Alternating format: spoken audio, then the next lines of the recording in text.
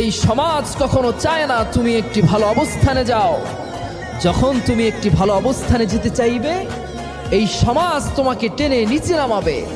কিন্তু যখন তুমি একটি ভালো অবস্থানে যাবে, এই সমাজ তোমাকে নিয়ে গর্ব করবে।